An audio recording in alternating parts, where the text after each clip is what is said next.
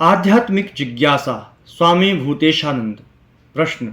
महाराज, आप तो 1926 एवं 1980 दोनों सम्मेलनों में उपस्थित थे। इन दोनों में आपने कौन सा परिवर्तन देखा? 1926 के इतने वर्ष बाद दूसरा 1980 में हुआ था। पहले वाले में ठाकुर की संतानें थी, बाद वाले में नहीं थी। महाराज, उन लोगों का प्रभाव भक्तों पर स्वभावतः अधिक था। जनसाधारण पर उन लोगों का प्रभाव कितना था वह ठीक से नहीं कह सकता। महाराज, माने कोई चरित्रगत भिन्नता थी क्या? महाराज, उन लोगों का जीवन आदर्शमय था। उस जीवन धारा से जो प्रभावित हुआ है उसमें से अधिकांश साधु बने हैं। गृहस्थ बीच में हैं, किंतु समाज के बहुत दरिद्र अविकसित जो लोग हैं उनके ऊपर कितना प्रभाव पड़ा है कह नहीं सकता। महाराज, आपको केंद्रित कर एक प्रश्न मन में आ रहा है। इतने दिनों से संघ में रहने का आप बिरले उदाहरण हैं। विशेषकर इतने लंबे समय से आप संघ में हैं, ऐसा दूसरा कोई नहीं है। इसके अतिरिक्त आप अल्प आयु से ही मठ के आसपास रहे हैं, यह भी एक बिरला उदाहरण है। उसके उपरांत आपने विभिन्न समय में विभिन्न भावों से संघ की सेवा की है। विभिन्न भावों से अर्थात विभिन्न पदों पर रहते हुए। पद शब्द यद्यपि कहना ठीक नहीं है, फिर भी यह कह रहा हूं। कभी सामान्य सेवक के रूप में, कभी केंद्र के प्रभारी होकर प्रशासक के रूप में, उसके बाद संघ गुरु के रूप में। इन विभिन्न परिवर्तनों के बीच से होते हुए आप इस वर्तमान अवस्था में हैं।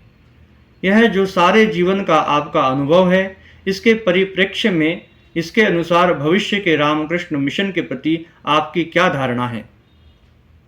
महाराज, धारणा नहीं बदली है। महाराज, कर्म क्षेत्र में आपकी पहले क्या धारणा थी? महाराज, नहीं, पहले मैं अपनी बात समाप्त करूं। बचपन से मेरी जो धारणा थी, ठाकुर की संतानों के सानिध्य में आकर जो धारणा बनी, वह धारणा कर्म क्षेत्र में परिणत हुई, यह कह सकता हूं। महाराज, वर्तमान में संघ में जो परिवर्तन आप देख रहे हैं और संघ के भविष्य के संबंध में आप क्या कहेंगे? इस संबंध में आपकी विस्तृत धारणा प्रथम से अंत तक कहिए ना। महाराज, कठिन प्रश्न है। कठिन प्रश्न इसलिए है कि हम लोग बचपन से आध्यात्मिक पिपासा मिटाने के लिए यहाँ साधुओं के सानिध्य में आए हैं। संघ गुरु और सन्यासियों के संग से जीवन प्रभावित हुआ है। धीरे धीरे कर्म के प्रति जो उदासीनता थी वह कम हुई है। मेरे जीवन में और सामाजिक जीवन में भी कितनी कर्म के प्रति उदासीनता थी। अभी जो लोग आ रहे हैं उनमें भी आध्यात्मिक पिपासा नहीं है, ऐसा नहीं है, पिपासा है। महाराज, वास्तव में इसी को लेकर तो सभी लोग आते हैं। महाराज, किंतु धीरे धीरे कार्य में इतने लिप्त हो जाते हैं कि इधर इतनी प्रबल दृष्टि नहीं रहती, मन केंद्रित नहीं होता, बिखर जाता है। यही भविष्य के संबंध में कहूँगा कि हम लोग भविष्य का निर्माण करेंगे। भविष्य का निर्माण स्वयं होगा ऐसा नहीं है। हम लोग चेष्टापूर्वक अपने को सजग रखते हुए, अपने गुरुदेव के पद चिन्हों का अनुसरण करते हुए सावधानी पूर्वक जैसे चलेंगे, उसी से संघ का भविष्य निर्मित होगा। चेष्टा नहीं हो रही है ऐसी बात नहीं है, चेष्टा हो रही है, किंतु अभी अत्यधिक व्यापक विस्तार होने के कारण जो लोग आ रहे हैं उनमें से हम लोग छांट कर परख कर नहीं ले पा रहे हैं। जिन लोगों को लिए हैं उन्हें भी कार्य में इतना संलग्न कर दिए हैं कि उनके आध्यात्मिक जीवन के संबंध में हम लोगों की बहुत सजग दृष्टि नहीं है। यही एक समस्या है। इसके कारण संघ के पतन की आशंका की जा रही है और इसके लिए प्रयास भी किया जा रहा है, जिससे ऐसी दुर्घटना ना हो।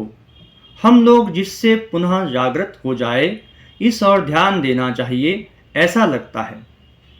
महाराज, इसके साथ एक और बात है। राष्ट्रीय जीवन के परिवर्तन के साथ साथ ये सब आध्यात्मिक संघ को भी उन लोगों के साथ कदम मिलाकर चलना पड़ रहा है। महाराज, राष्ट्रीय जीवन के साथ कदम मिलाकर चलना अर्थात अपने नियमानुसार राष्ट्रीय आदर्श के साथ कदम मिलाकर चलना पड़ रहा है, यह तो ठीक है, किंतु उसके द्वारा हम लोगों ने अपने आदर्श को छोटा नहीं किया है। महाराज, उसका प्रभाव तो पड़ेगा। महाराज, हाँ, प्रभाव पड़ता है। सरकारी अनुदान लेने से उसके द्वारा निर्दिष्ट कार्य को ही करना पड़ता है। जैसा वे लोग चाहते हैं वैसा करना पड़ता है। यह हम लोगों के लिए बहुत अच्छा नहीं है। महाराज, आश्रम संचालन में भी कुछ कुछ हस्तक्षेप हो रहा है। महाराज, हाँ, थोड़ा थोड़ा हो रहा है। महाराज, इससे जो प्रभाव पड़ रहा है उससे भी तो परिवर्तन हो रहा है। कुछ के साथ समझौता करना पड़ रहा है। हम लोगों का यह समझौता मूल धारणा या क्रियाकलाप को कितना प्रभावित कर रहा है। महाराज, यदि मूल आदर्श की ओर हमारी सजगता रहे तब ये बाधाएं सामयिक रूप से कुछ समय के लिए हम लोगों को दबाकर रख सकती हैं, किंतु आदर्श को संपूर्ण रूप से परिवर्तित नहीं कर सकती। महाराज, हम लोगों की जो कार्य प्रणाली है वह तो समाज और मानव को लेकर ही होगी। महाराज, हाँ, वह तो है ही। महाराज, समाज के परिवर्तन के साथ साथ हम लोगों को भी कार्य प्रणाली में परिवर्तन करना ही होगा। महाराज, प्रणाली का परिवर्तन किस दिशा में हो रहा है? प्रणाली में परिवर्तन नहीं हुआ है। हम लोग जो सेवा करना चाहते हैं वह उस समय करना चाहते थे और अभी भी करना चाहते हैं, किंतु अंतर यह है कि तब क्षेत्र बहुत सीमित था और कुछ साधुओं ने अपने जीवन को इस कार्य में पूर्णतः समर्पित कर कार्य किया है। अभी तो संभव नहीं है। अभी हम लोगों का इतना विस्तार हो गया है कि हमारे संचालक वृंद का प्रश्न है, इससे अच्छा कहाँ पाएंगे। ऐसी दृष्टि निर्मित हो रही है। जो तात्कालिक अयोग्य लगता है उसे ही हम लोग कार्यभार देकर भेजने को विवश हो रहे हैं। महाराज, क्या उससे हम लोगों का गुणगत सम्मान कम नहीं हो जाता? महाराज, हाँ, सम्मान कम हो जाता है, किंतु समष्टि रूप से इतना संभवतः कम नहीं होता, किंतु क्षेत्र की दृष्टि से कम हो जाता है।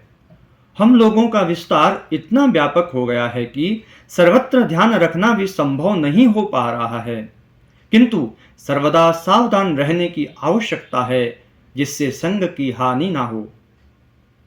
महाराज, भविष्य में इसकी व्यापकता तो और अधिक बढ़ेगी।